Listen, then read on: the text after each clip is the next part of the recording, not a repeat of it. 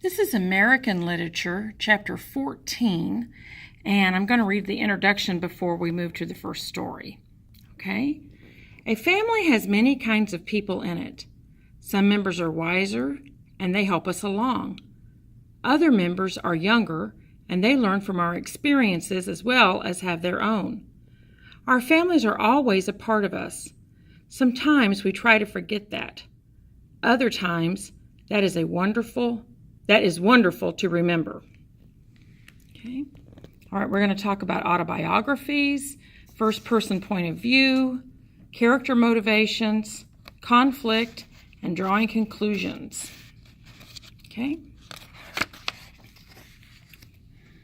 All right, the story is from Childtimes by Eloise Greenfield and Leslie Jones Little. Okay.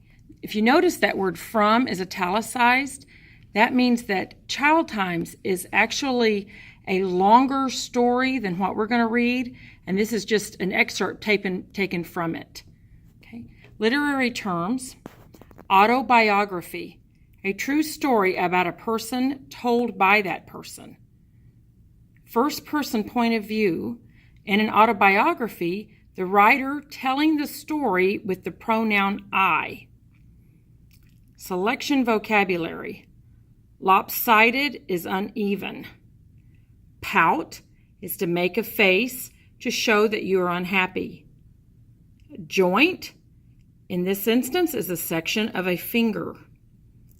Mantle is the shelf over a fireplace. Commence is to start or begin. Challenging is daring someone to a contest. A stroke is a sudden attack of illness. Descendants is family that comes after someone. A procession is people moving forward one after another. Okay, and in this case, you do not have to do pictures for commence or stroke. All right. This passage is written from the first-person point of view. That means the person telling the story, or the narrator, is part of the story. Okay, read this paragraph and then answer, what do you know so far about the narrator? Okay. Mama's sewing. I don't know why Mama ever sewed for me. She sewed for other people, made beautiful dresses and suits and blouses, and got paid for doing it. But I don't know why she sewed for me. I was so mean. It was all right in the days when she had to make my dresses a little longer in the front than in the back to make up for the way I stood, with my legs pushed back and my stomach stuck out. I was little then, and I trusted Mama. But when I got older, I worried. Mama would turn the dress on the wrong side and slide it over my head, being careful not to let the pin stick me. She'd kneel on the floor with her pin cushion, fitting the dress on me, and I'd look down at that dress, at that lopsided, raw-edged, half-basted, half-pinned thing, and know that it was never going to look like anything. So I'd pout while Mama frowned and sighed and kept on pinning. Sometimes she would sew all night, and in the morning I'd have a perfectly beautiful dress, just right for the school program or the party. I'd put it on, and I'd be so ashamed of the way I acted. I'd be too ashamed to say I was sorry. But Mama knew. Okay. The author tells what a sharecropper is. Also, what new information does knowing that Pa is a sharecropper give you about who the narrator is? So think of the mother who's doing the sewing on her own for the children's clothes, the father who is a sharecropper, and imagine what that tells us about what kind of family this author comes from. Okay. Pa. Leave the children alone, he used to tell mamas and daddies. They ain't doing nothing. Pa was a sharecropper. He worked in the fields, farming the land for the white man who owned it, and he got paid in a share of the crops he raised. Along with that, he had almost always had some kind of little business going. Even when Daddy was a boy, a meat market, an ice house, a cleaner's, a grocery store. Long before I was born, Pa had been a member of the Marcus Garvey group that used to meet in Parliament on Sunday afternoons. It was one of the thousands of branches of the United Negro Improvement Association, headed by Marcus Garvey. They met to talk about the beauty and strength of blackness and to plan the return of black people to Africa. Those of you in U.S. history, you should know Marcus Garvey. He was one of our vocabulary terms when we studied, I believe, the Progressive Era. Okay, Marcus Garvey was a well-known African-American leader. Based only on what you have read here, what do you know about Garvey's beliefs and those of Pa? Okay. I didn't think my grandfather was afraid of anything except the frogs that came out of the mud-filled ditches at night and flopped across the yard, and he knew plenty of names to call them. The thumb on his right hand looked like a little bald-headed man. The top joint had been cut off in a farm accident, and he had put it in a jar of preserving liquid that stayed on the front room mantel. Ugh, I never got tired of looking at it. Okay. What more do you know about the narrator now? Who else is part of the family? What details give you that information? Okay. Children hung around Pa, nieces and nephews and neighbors, listening to his stories, giggling at his jokes. Some nights there would be just us, Wilbur, Gerald, and me, with our grandfather, sitting on the porch where the only light was that of the stars, and the nearest house was a long way down the road. He'd tell scary stories and get really tickled when we got scared. He swore his ghost stories were true.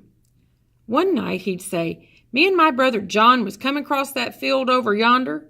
He'd make his arm tremble and point toward the woods across the highway, and we commenced to hearing this strange sound.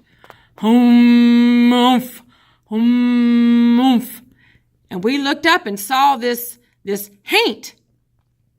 He'd twist his face and narrow his eyes in horror as he stared out in the darkness, and I could just feel all those haints hovering behind us, daring us to turn around and run for the door. Sometimes Pa would stop right in the middle of a story. "Then what happened, Pa?" one of us would ask. "Oh, I left after that," he'd say, and he'd laugh. Then we'd laugh, small, nervous laughs, wanting to believe that it had all been just a joke. Every year when it was time for us to leave, a sudden change would come over Pa. One morning he'd be challenging Daddy to a foot race that never took place, and the next minute he was weak and sick, trying to get us to stay. He didn't think he would live to see us the following summer, he'd say.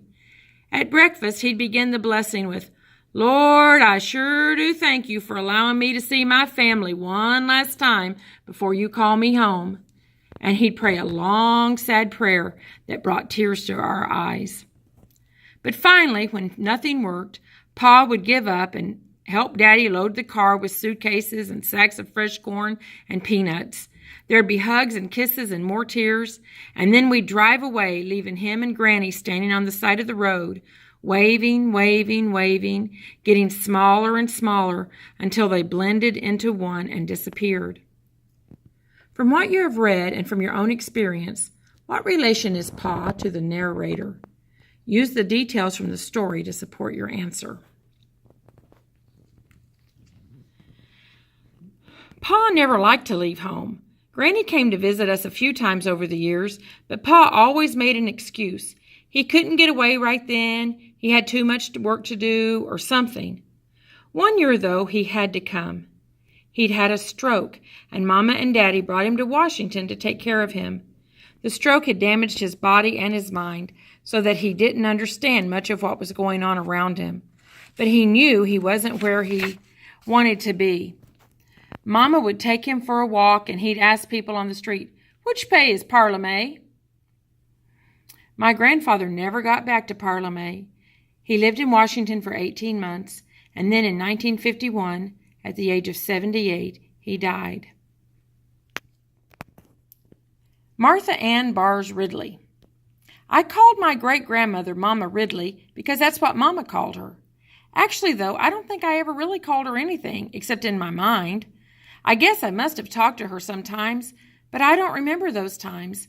I just remembered that she was the small lady who lived in a bed upstairs in Grandma's house. Mama Ridley had fallen and broken her hip, and she never got out of bed again. She couldn't turn herself over. Grandpa had to do it, and she was in pain much of the time. But Mama told me that Mama Ridley loved her great-grandchildren. Whenever we got dressed up to go out, she'd say, "Let the children come in here before you go, so I can see what they got on." But nothing of her voice comes back to me. I can only see her lying there. Is this Grandma the same grandmother who was married to Pa and living in Parliament? How do you know that? I was 8 years old when Mama Ridley died. I wish so much that I had known her better. Hearing Mama and Grandma talk about her makes me know how much I missed. Family. Family. All this running through my mind. Saturday, Sunday mornings, Daddy making pancakes big as the plate, Daddy making fat hamburgers, leftovers stuffed with rice, green peas, enough for everybody. Hot nights, leave our hot one-room sleep till midnight, pillows, blankets, grass beds beside the river. Lincoln Park evenings, Mama, other mothers, bench talking, children playing. Give Mama her lesson, take my piano lesson, teach Mama. Downtown, Wilbur, Gerald, Eloise, wait in the car, have fun, get mad, have fun, get mad. Go for a ride, park car, New York Avenue, hill, dark, watch trains, wave passengers sitting in lighted windows, squares sliding by. Gerald tells us the movie, tell us which show us be the gangsters, be the good guy, be the funny guy. Tell us, show us. Look out the window. Wait, Snow. Stopping Daddy going to make Snow ice cream ready to eat without freezing. This part of the story is run together without much punctuation. Why might the writer change his or her way of writing like this? So if you're reading this there's no commas, there's no periods, and you're just thinking, what in the world? Well, why do you think the writer chose to do it like this? Verdi, little sister, turning somersaults, we laugh. Vera, baby sister, fat baby, laughing, we laugh. Play games, I'm thinking of a word that starts with S. Guess, give a clue, it's blue. Radio, hear, see, squeaking door, ghost, scary music. Parade, take turns on Daddy's shoulder, watch the floats, watch the firemen watching. March, watch the horns, watch the sound of the bass drums. Easter Monday, picnic, zoo, dyed eggs, lion house, popcorn, polar bear, picnic, merry-go-round, Mama laughing, Sparrow's beach, sun, water splashing, sandy legs, Mama laughing. All this running through my mind now. Family. Well, our stories are told. Grandma's, Mama's, and mine. It's been good stopping for a while to catch up to the past. It has filled me with both a great sadness and a great joy. Sadness to look back at suffering, joy, to feel the unbreakable threads of strength. Now it's time for us to look forward again, to see where it is that we're going. Maybe years from now, our descendants will want to stop and tell the story of their time and their place in this procession of children. A child time is a mighty thing. Why might the author believe that child time is a mighty thing? Answer these questions on the back of your vocabulary. Number 1, from what point of view is the story written? Number 2, why does the author pout when her mother sews her clothes? Number 3, which one or more of the following words accurately describes Pa? Explain your answer. Funny, old, brave, proud, scary, sick. What does the author remember most about Mama Ridley? Why might the author have written the last part of family without very much punctuation?